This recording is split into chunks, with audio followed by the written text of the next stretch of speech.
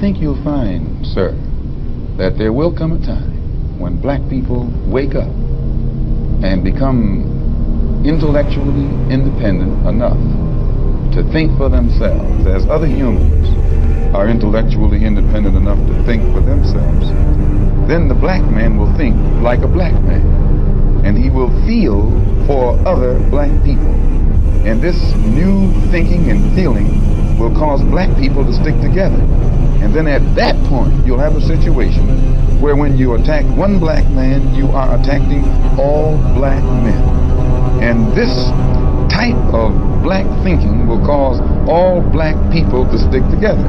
And this type of thinking also will bring an end to the brutality inflicted upon black people by white people. And it is the only thing that will bring an end to it. No federal court, state court, or city court will bring an end to it. It's something that the black man has to bring an end to himself. The thief cometh not but for to steal, and to kill, and to destroy. But I am come that they might have life. They might have it more abundantly. St. John 10, verse 10. Are there any questions?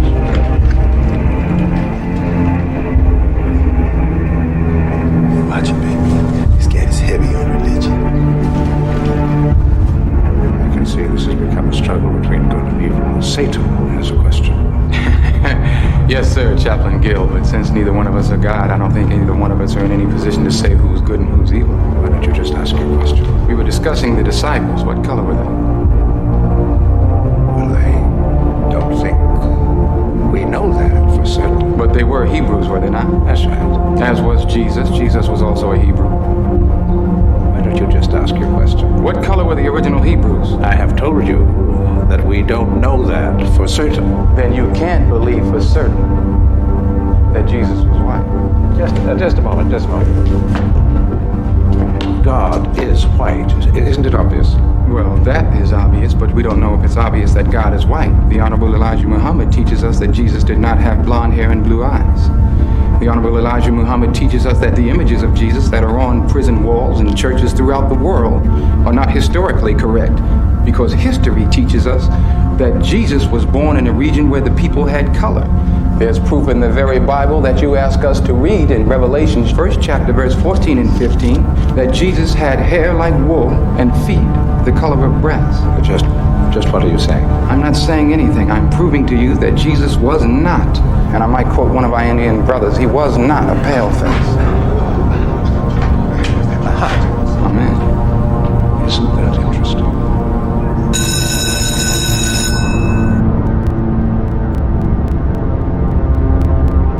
And does his will. That man is the man that God is going to hear. And the will of God. No one knows, because we let it go. For excuse to the English men that sitteth not, and thou be angry with them. And that then, wait a minute, was we not carried away captives? That's right. He ain't gonna keep God's command. Let's just walk it home together as our neighborhoods. The real reason why the police stopped killing the police. They killed Trayvon Martin with having a threat. Or we was, show me in the Bible where he called himself a Catholic. Any other prophets? 400 years of what? Slavery. 400 years of what? We gonna continue to perpetuate that nonsense? No, brothers, we ain't lead towards what? Swords in the land. Brothers and sisters, we don't come from Africa. They told you we was up in trees scratching one day. Yeah, what you gonna do? But I'm gonna make sure God hear me when I cry out. See, Jackson can't pay for you, brothers, sisters.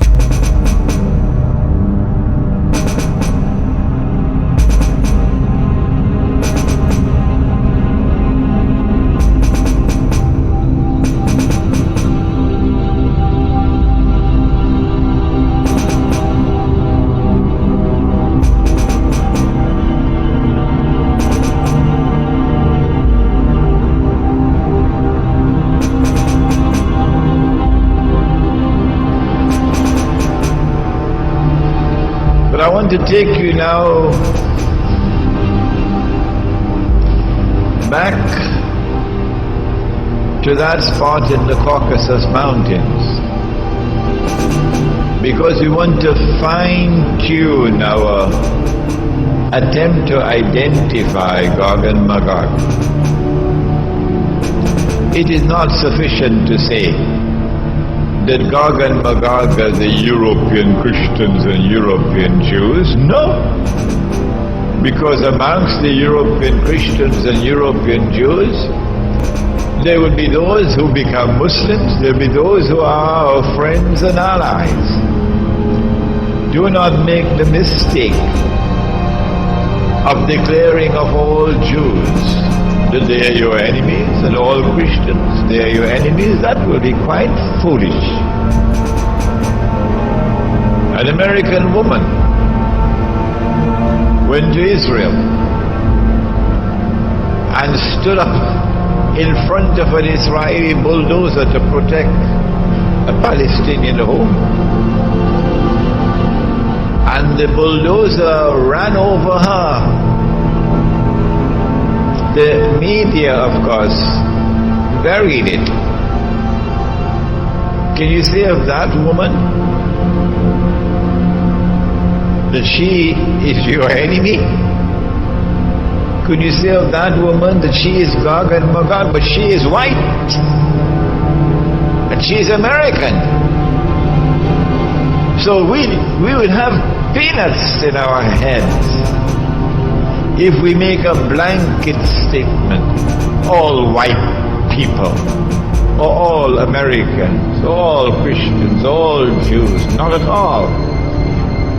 Don't fall in that trap. Let's fine-tune to try to locate Gog and Magog.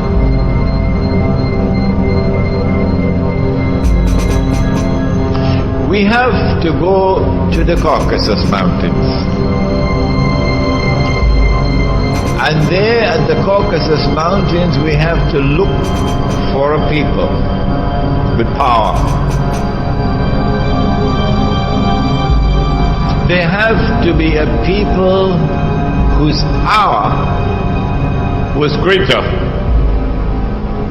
than any other power in the world at that time.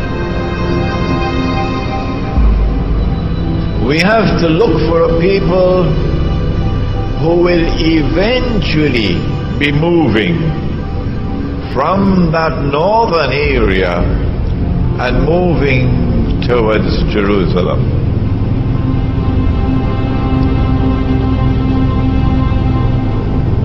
Shortly after the death of the Prophet sallallahu alaihi wasallam, something very mysterious happened in that part of the world that historians have chosen to bury. A tribe called the Khaza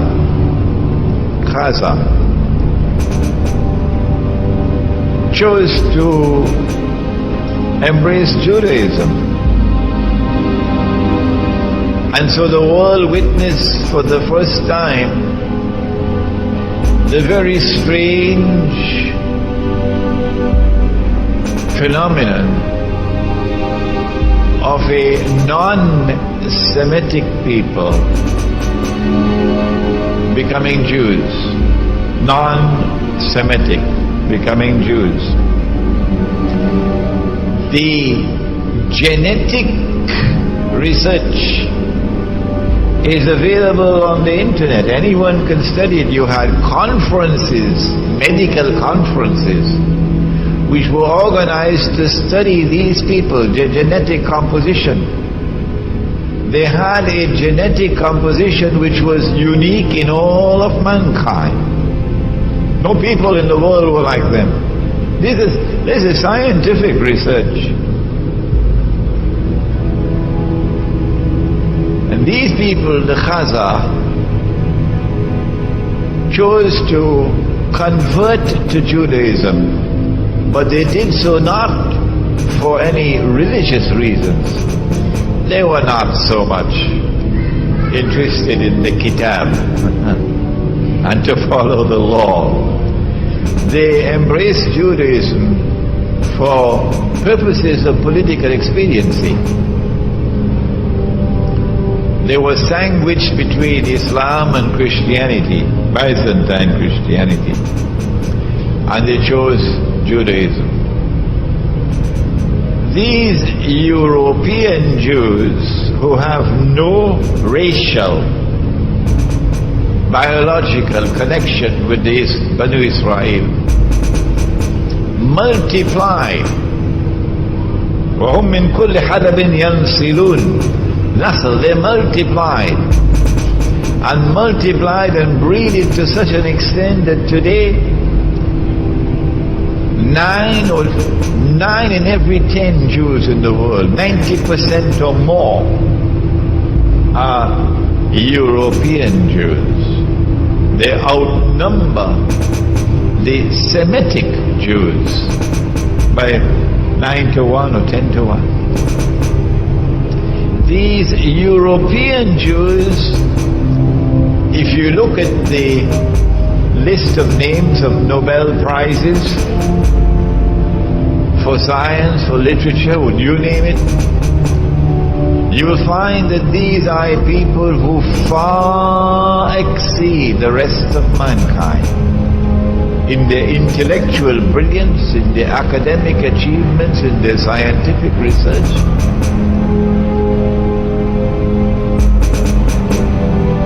They are a people different from the rest of mankind. And then you find that these Chazar who became Jews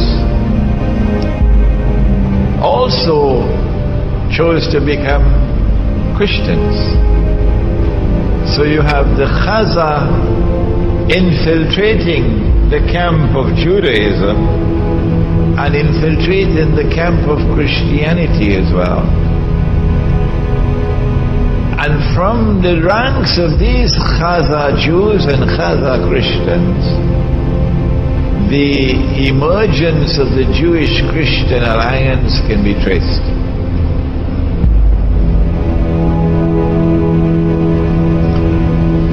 It is this Jewish-Christian alliance, Chazar, which eventually gives birth to the Zionist movement. The Zionist movement has absolutely nothing to do with Banu Israel. It is an essentially and an exclusively European achievement. It is these Chazar who, having become Jews, first Jews and then Christians, who built an empire that was the most powerful in Europe and Central Asia. And when the armies of Islam had simultaneously defeated the two superpowers in the world, the Persian Empire and Byzantium, and had emerged as the most powerful military force in the world, Chazar blocked our way. We could not defeat them. And so it would be quite correct to say that the Chazar demonstrated a military power without equal in the world at that time. It is from this part of the world that they spread out. They spread out to Eastern Europe, they spread to Russia, and eventually crossed the sea to the United States. And they are at the heart of the revolutions which transformed Europe from Christendom into modern Western civilization. They are at the heart of the Bolshevik revolution in Russia, which overturned Christianity in Russia. They are at the heart of the French Revolution, in consequence of which the back of the Christian church is broken. The prohibition of riba is now consigned to the garbage bin. and they're at the heart of the creation of the Zionist movement. It is these Chazar, Jewish and Christian, who now move to the Holy Land, assisted by a strange and mysterious Jewish Holocaust. And the history of that will one day be revealed on Judgment Day.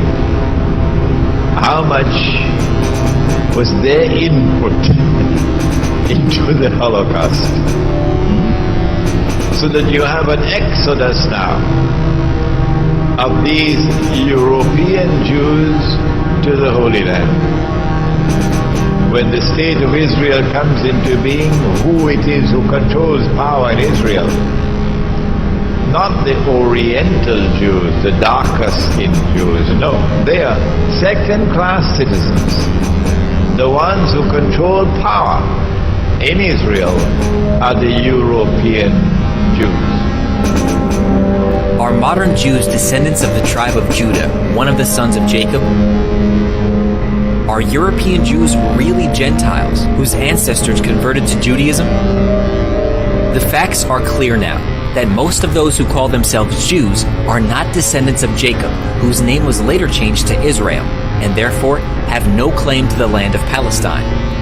The October 29, 1996 New York Times, in an article entitled "Scholars Debate Origins of Yiddish and the Migrations of Jews," states, the Eastern European Jews were not really Semitic, that they were largely descended from the Turkish Khazars, who converted to Judaism in medieval times. Therefore, modern Jews have no blood link to the biblical Israelites.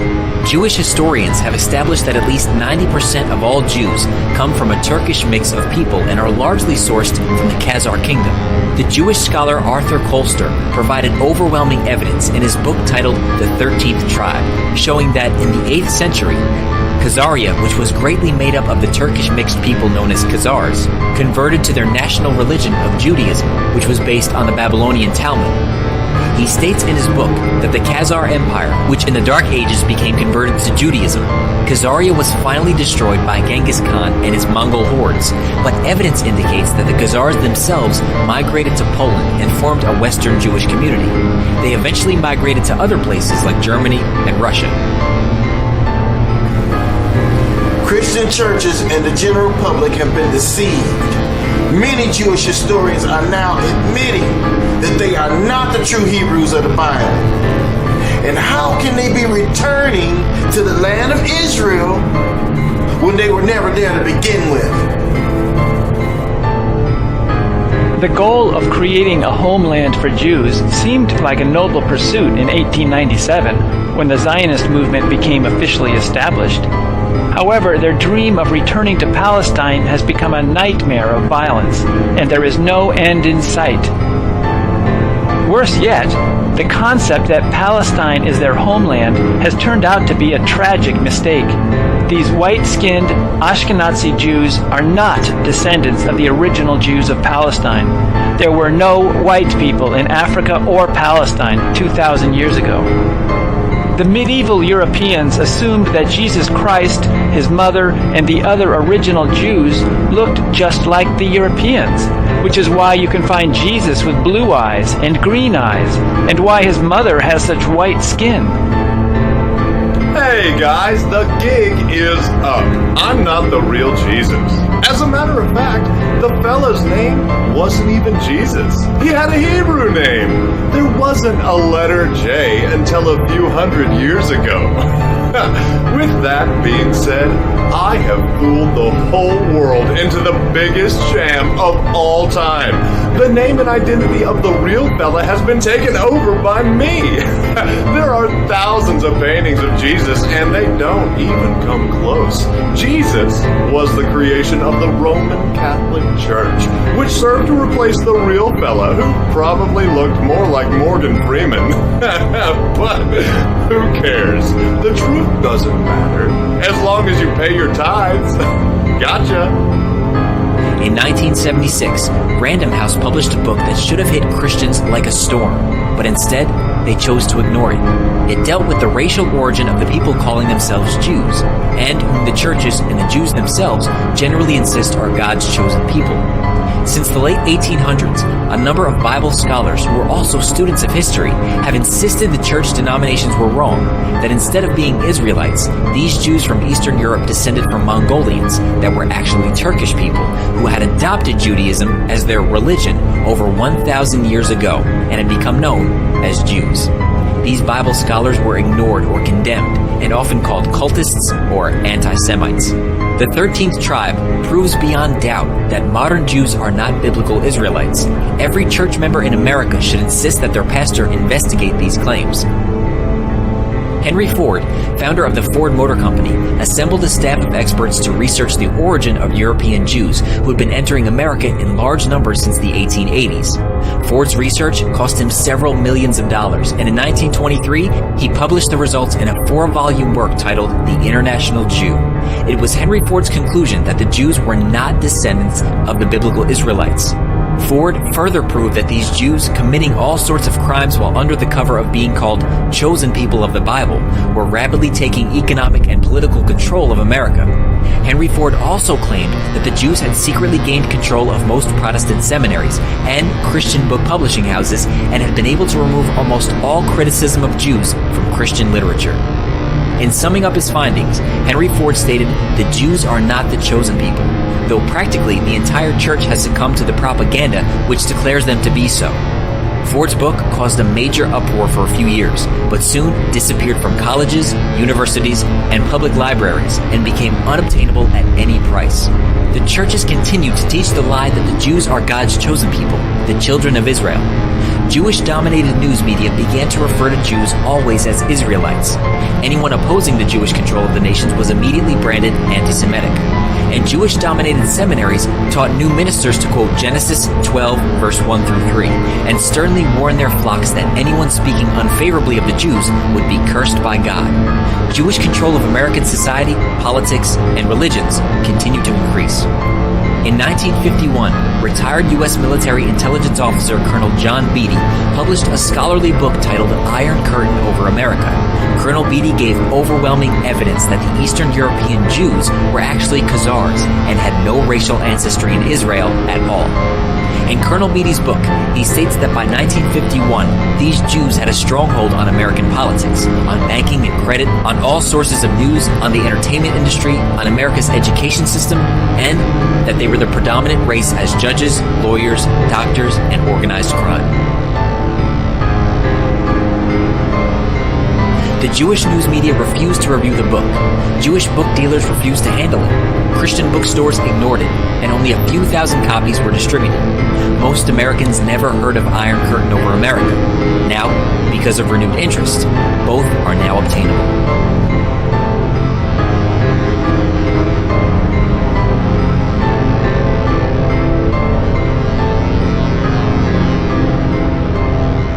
Jewish gangsters getting rich off running illegal liquor across the Detroit River from Canada. They were legends in the criminal underworld of America, and their name rang bells from St. Louis to New York. They also killed 500 people, according to the police. Al Capone sent for them to help him murder 6 people in the infamous St. Valentine's Day Massacre. In 1925 alone, police recovered 53 dead bodies from the Detroit River. The Purple Gang was never a tightly organized criminal syndicate, but a loose confederation of predominantly Jewish gangsters, more like modern African-American criminal groups than the Italian Mafia.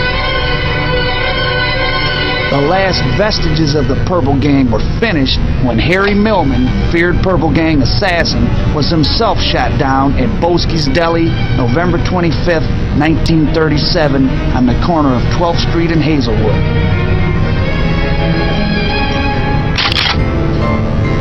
In 1977, Colonel Curtis B. Dahl published a book titled Israel's $5 Trillion Secret. He was the former son-in-law of Franklin Delano Roosevelt and a personal acquaintance of many high officials in the U.S. government since the 1930s. Colonel Dahl proves again, from reliable sources, that the Jews are not Israelites. In fact, Colonel Dahl calls their masquerades as Israel the greatest hoax of the last centuries. It should be read by every non-Jew. Now, what are the facts? The Jews, I call them Jews to you because they're known as Jews. I don't call them Jews. I refer to them as so-called Jews because I know what they are. Certainly, our Lord and Savior was not one of them, and I can prove that. Now, what happened? The Eastern European Jews, who form 92% of the world's population of those people who call themselves Jews, were originally Khazars. They were a warlike tribe that lived deep in the heart of Asia. And they were so warlike that even the Asiatics drove them out of Asia into Eastern Europe. There's a scripture in the Bible that most scholars skip over. Revelation chapter 2 verse 9. I know the blasphemy of them that say that they are Jews and are not, but are the synagogue of Satan. The Bible scholars would have you believe that in 95 AD, there were individuals calling themselves Jews in order to join the church at Smyrna. But notice, the Jews met in a synagogue. They did not need to join the church of Smyrna. If the Jews who created the state of Israel in 1948 were not the true Israelites of the Bible, but Gentiles whose ancestors converted to Judaism, then wouldn't it be true to say that this so-called regathering of Israelites is but one big lie?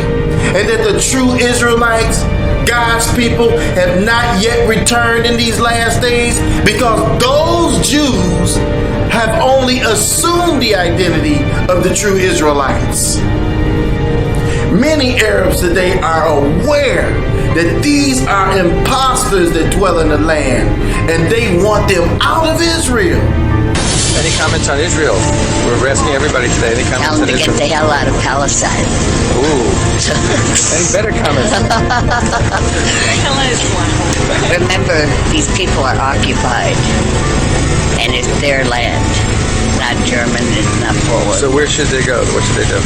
They go home. Where's the home? Poland. So the Jews, Germany. So the Jews go back to Poland and Germany. And America and everywhere else. This is why Jamal Abdul Nasser, the former president of the United Arab Republic, said in 1956 that he could not respect the Jews because they left Israel black and came back white. What are they? They are the synagogue of Satan. Christians don't recognize this because they are deceived. They are sending millions of dollars over to Israel each year thinking that they are helping God's people, but instead they are funding the synagogue of Satan. Christian churches and the general public have been deceived. Jewish historians are now coming forth stating that they are not the true people of the Bible, and how can they be returning when they were never there to begin with? The scriptures make it clear that the true Israelites would not be back in their land until the Messiah returns. Have you seen the Messiah walking around here lately? For behold, the days come, saith the Lord, that I will raise unto David a righteous branch, and a king shall reign and prosper, and shall execute judgment and justice in the earth. In his days Judah shall be saved, and Israel shall dwell safely. And this is his name whereby he shall be called, the Lord our righteousness. The scripture also explains that Jerusalem shall be trodden down of Gentiles until the times of the Gentiles be fulfilled. They shall fall by the edge of the sword, and shall be led away captive into all nations. And Jerusalem shall be trodden down of the Gentiles, until the times of the Gentiles be fulfilled. My question to you is this. When did the so-called Jews that we see in the land today get led away as slaves into all nations? Captive means slaves. When were the Jews today led as slaves into all nations? This never happened to the so-called Jews. The so-called Jewish Holocaust was not a slavery. As a matter of fact, other people died in the war, including blacks, Germans, those that were handicapped and mentally ill.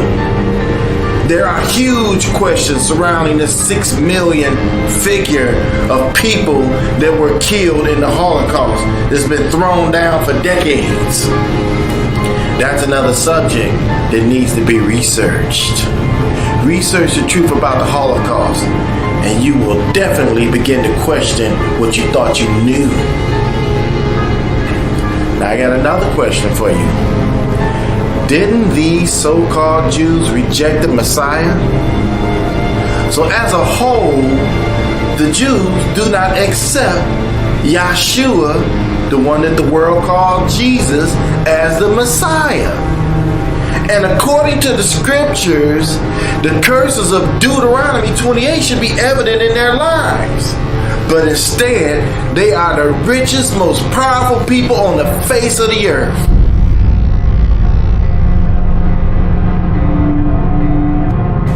I leave you with this scripture. I know thy works, tribulation, and poverty, but thou art rich. And I know the blasphemy of them that say that they are Jews and are not, but are the synagogue of Satan. Who call themselves Jews? Who worship in the synagogue? I rest my case. Hey, did you know that Pope Alexander VI commissioned Leonardo da Vinci to reinvent Jesus in the image of his own beloved son, Cesare Borgia? He felt that the Vatican needed a makeover because the real fella wasn't too appealing to the general public. So, voila, here I am, the modern version of the fake Jesus. Got you again.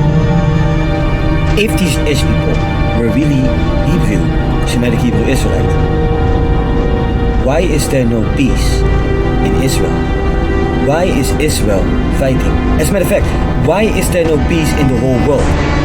Why is Israel not the peace bringer? Why? You know why? Because they're not the real Israel. Strictly speaking, it is incorrect to call an ancient Israelite a Jew or to call a non-temporary Jew an Israelite or a Hebrew.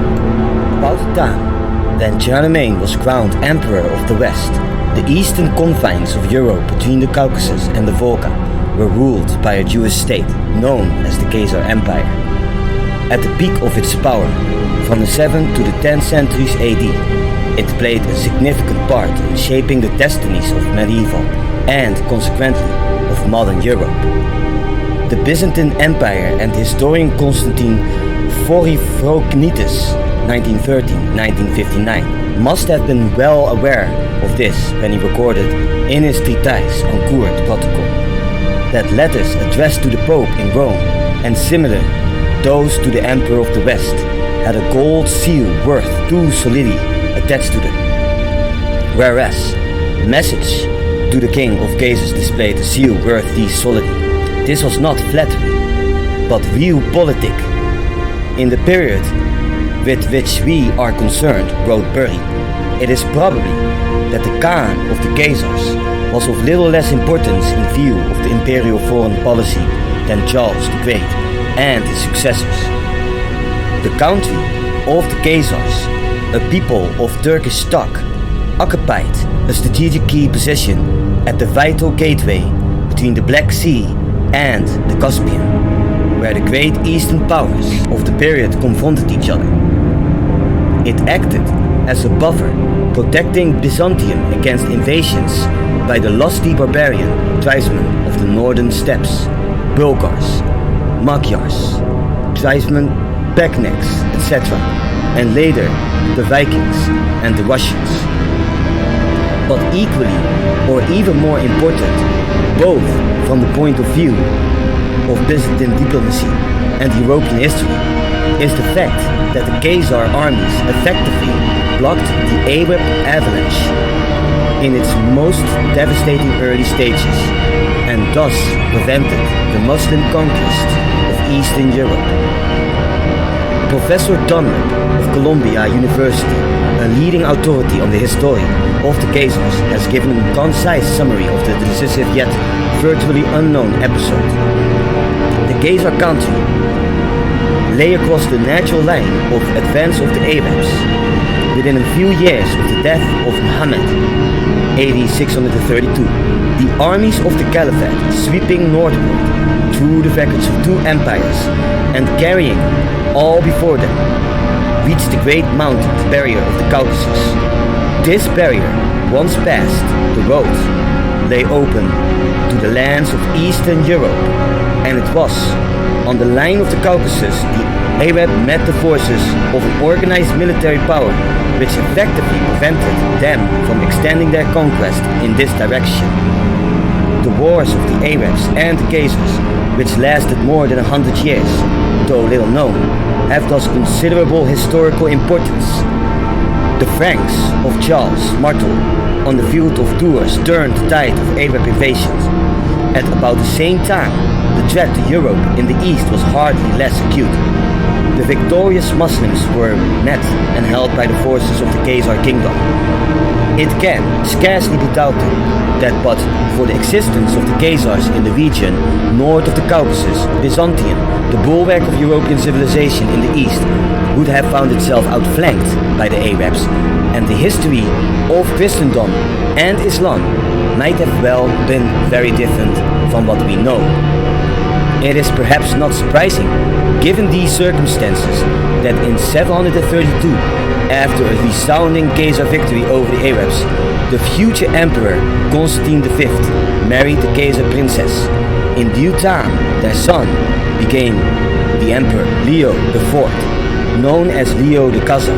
Ironically, the last battle in the war, AD 737, ended in a Khazar defeat, but by that time, the impetus of the Muslim holy war was spent. The Caliphate was rocked by eternal dissensions, and the Arab invaders retraced their steps across the Caucasus without having gained a permanent foothold in the north, whereas the Khazars became more powerful than they had previously been.